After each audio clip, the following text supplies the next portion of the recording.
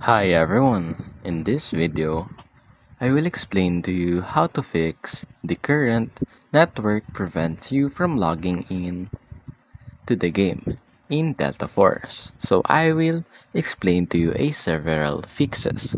First things first, if you've downloaded it from Steam, simply verify the game integrity.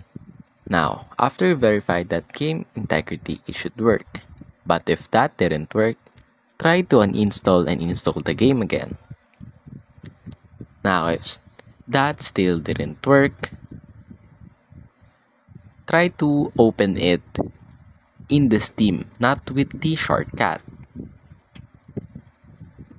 And that should probably fix it. If that didn't fix it, the game is probably not available for your country yet.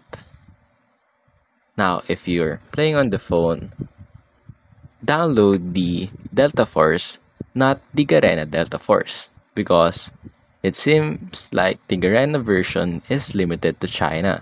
So simply download the Delta Force, not with the Garena. And that's basically it.